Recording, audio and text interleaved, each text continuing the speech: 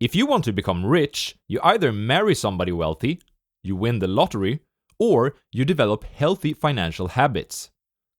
While a step-by-step guide on how to marry somebody rich would be cool, this video is about the financial traps that are silently keeping you poor, perhaps without you realizing it. And by escaping them, odds are you will get rich.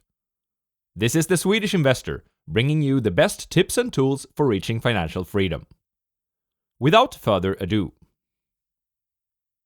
Number 1. Paying yourself last.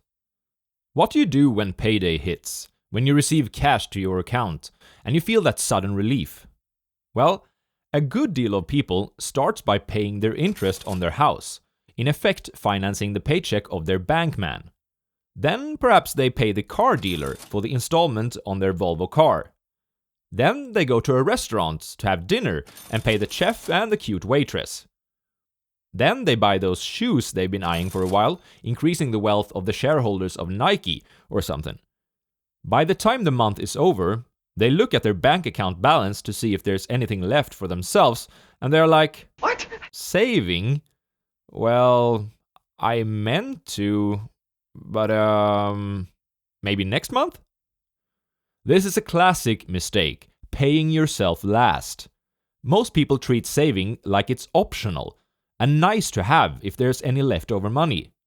The truth is, there usually isn't. Instead, flip the script. Pay yourself first. The moment your paycheck arrives, set aside a fixed percentage, let's say 10%, before you do anything else. Ideally, you automate the transfer so it goes straight into your savings account without you having to make a decision. Think of it like a bill you owe your future self, and treat it like the most important bill, because in terms of wealth accumulation, it is. This next trap is just mind-boggling foolish, yet millions and millions of people fall prey to it every day. Number 2. Buy now, pay later. I understand it feels good, receiving a new phone without having to pay for it. I want it all, and I want it now. But don't do it, just don't. Now, I'm not talking about taking on some debt to help finance a home for your family. I'm talking about using credit for buying clothes, electronics, or even worse, something without a resale value, like vacations. What people often seem to forget is that companies like Klarna, Affirm, and Afterpay have these deals not because they're being generous, this isn't charity we're talking about, but because they're banking on people's bad money habits. They make it easy to buy things you can't actually afford, knowing full well that many people will miss a payment or stretch their budget too thin. And that's when the interest rates kicks in, sometimes as high as 30%. Plus sneaky fees for late payments. These blood-sucking companies' whole business models are based on it. So, just ditch buy now, pay later, and stick to using a debit card or cash. It gives you control, and you 100% avoid paying interest fees. Maybe you already stay clear of the 2 bad habits just mentioned. Good job. But you are not there just yet. Failing at just one of some of the remaining 8 can truly rob you of your future wealth. Let's continue. Number 3. Living beyond your means. Let's say you're in your 30s, and you can now afford a $35,000 car. Should you buy it? Well, do you need it? Because odds are that you probably just want it, and that's not the same thing. We will not trade something that we have and need for something that we don't have and don't need, even if we kind of like to have it. Maybe a $10,000 car would suffice for getting you from point A to point B. The $25,000 difference can instead be invested. And if you're in your 30s, those $25,000 will probably be worth $500,000 by the time you reach your 60s. And what did you sacrifice? A bit of shallow appearance? The idea is to buy based on your needs, not what your paycheck says you can technically afford. You yourself are worth somewhere in the vicinity of $9 or $10 billion today. I only say that because I've got a follow-up question. Okay. What's with the Honda?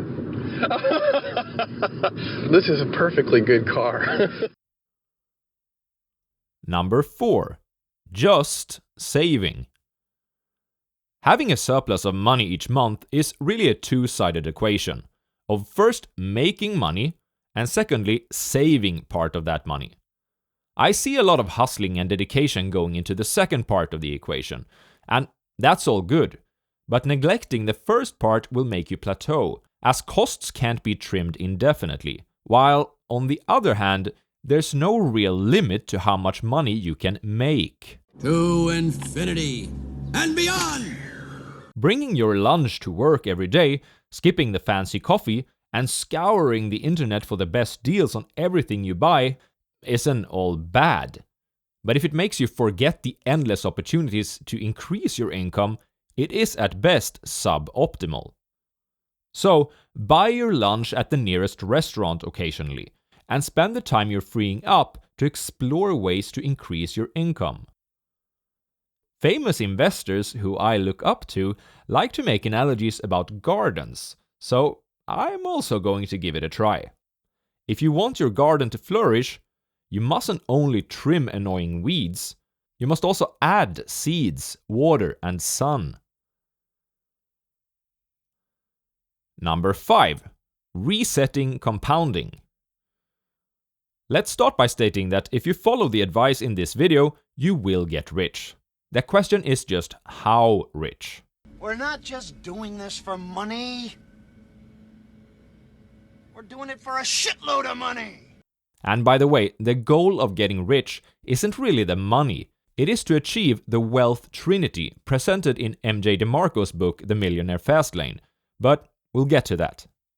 So, adhering to this, you'll get rich.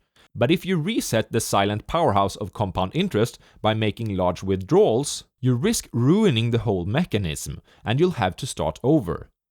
The most common large outlays of money that people experience are probably cars and their home. I don't think I need to convince you that purchasing an expensive car is detrimental to your wealth. But what about your home? Of course you need some place to live. But can you postpone purchasing a house for a few more years? Because odds are, investing in the stock market will be a better payoff than any potential appreciation on your new home.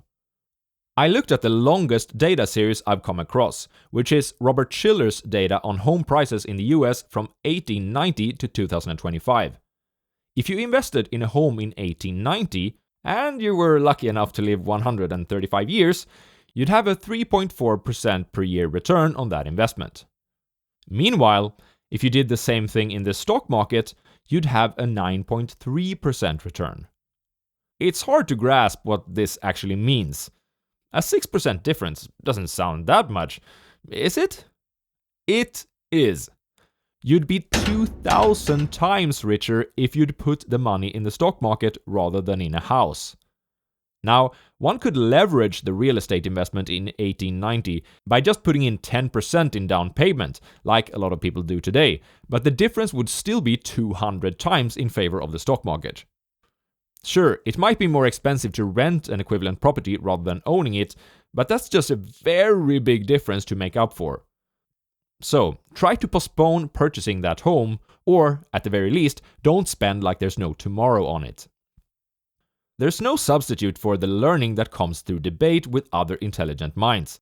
And if you don't agree with the housing versus stock market investment choice, I'd love to hear from you in the comment section. By the way, there's opposing views on this subject from the Buffett and Munger duo. When I got married, we did have about $10,000 starting off, and I told Susie, I said, now, there's two choices. It's up to you. We can either buy a house, which will use up all my capital, and clean me out, and it'll be like a carpenter who's had his tools taken away from him, or you can let me work on this, and someday, who knows, maybe I'll even buy a little bit larger house than would otherwise be the case. So I decided to buy a house when the down payment was about 10% or so of my net worth, because I really felt I wanted to use the capital for other purposes. I think the time to buy a house is when you need one. And Number 6. Postponing investing. Think you're too old to start investing? Or maybe you don't know enough? Or do you have too little money? Screw all that and just get started. The truth is, every day you put off investing is a day your future wealth shrinks. The earlier you start, the bigger the payoff, as time is the single most important factor for growing wealth through compounding. The old dogma holds true. The best time to start was yesterday. The next best time is today. You don't need to be an expert or have a lot of money. Set it up automatically so that as your salary reaches your checking account, it is automatically invested in some low-cost index fund. That is the bare minimum. Get used to the process and remember that the key is consistency, not perfection. Just keep swimming, just keep swimming, just keep swimming, swimming, swimming. Of course, another thing to remember is that if you're going to be in stocks, you must be in it for the long run. If you are saving up for heart surgery in 6 months, stay away from the financial markets. Number 7. Failing to measure. My guess is, you know exactly what you earn, but you probably don't know how much you're spending. Of course, you know your rent or interest rates and amortization on your mortgage, but then what? Take a bucket, where the water in the bucket is your wealth. You go to work, 9 to 5 every weekday, and add some water to it. Yet, it never seems to fill up. You wonder, why? Then a friend of yours comes by and points out that you have holes at the bottom of your bucket.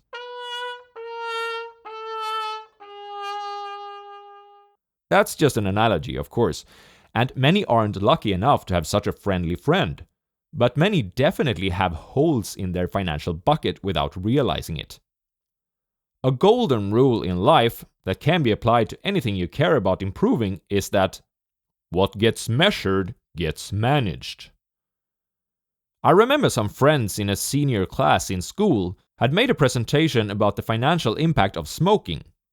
The take-home message was that, let's call him David, who had been smoking half a pack since he was 15, was now broke and sick, while, let's call him Mike, who hadn't smoked, was healthy, and could afford a Ferrari.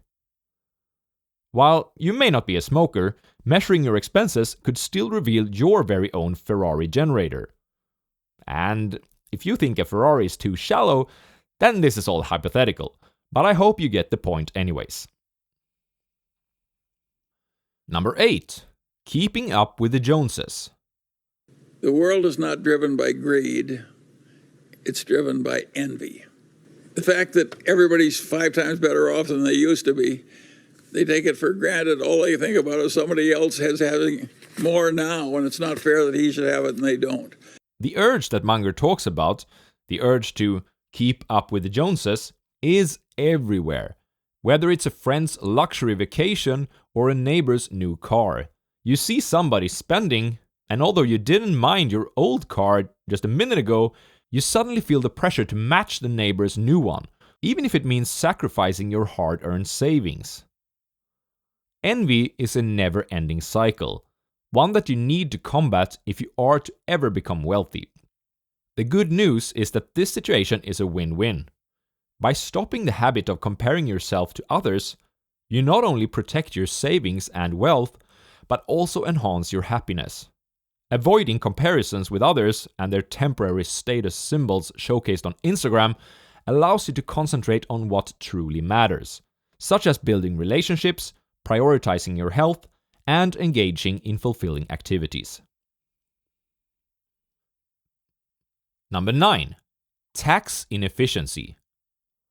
As Benjamin Franklin put it, "In this world nothing can be said to be certain, except death and taxes." Boy, does he deserve to be on the $100 bill. Tax will be your single biggest cost through life, and every dollar you lose to taxes is one less dollar you could have saved, invested, or spent on things that matter to you. Tax strategies for both income and capital differ greatly depending on where you live, so I'm not going to make a deep dive into specifics here. Instead, I recommend that you use something like ChatGPT to get started. It's pretty good at matters like taxes. Hold investments for over a year, long-term capital gains, that's a good one. Utilize tax-advantaged accounts, yeah, like the IRA, Roth IRA, 401k. Offset gains with losses, smart. This might be a bit controversial, but don't spend very much time on taxes. Prioritize increased income over exaggerated tax avoidance schemes. If you are earning a ton of money, society has probably served you well. Show your appreciation with your wallet. Last, but not the easiest, least. Number 10, lifestyle inflation. How come you currently make more money than ever and still isn't where you want to be financially? It's probably because of lifestyle inflation, where you let your costs go up on par with your salary increases. It's one of the most dangerous financial traps you can end up in. Why? Because it can keep you poor no matter your income level. A friend of mine who's got a well-paid job in investment banking likes to joke that when the yearly bonuses arrives, all of his coworkers are tied to their screens, scavenging the internet for their next expensive shoes or the next fancy watch. Advertising has us chasing cars and clothes, working jobs we hate so we can buy shit we don't need. But the trick is to increase your living standards more slowly than your paycheck. Because if you let your costs rise on par with your salary, you're still living paycheck to paycheck, just with fancier things. Make sure to keep your savings rate fixed, so that as you go from saving 10% on a $30,000 salary, continue to save 10% also on your future $60,000 salary. This way, you can achieve what MJ DeMarco talks about in the Millionaire Fast Lane. True wealth is not keeping up with the Joneses. It's achieving the wealth trinity: family, fitness, and freedom. Money rightly used buys the freedom to watch your kids grow up, pursue your craziest dreams, make a difference in the world, build and strengthen relationships, do what you love. These are not complicated things, yet they're not necessarily easy to live by. Charlie Munger again. Take a simple idea and take it seriously. Well, take these ideas seriously, because if you do, you cannot help but becoming rich in the process. If you want to take your wealth building process one step further, check out my summary of MJ DeMarco's The Millionaire Fast Lane. Cheers!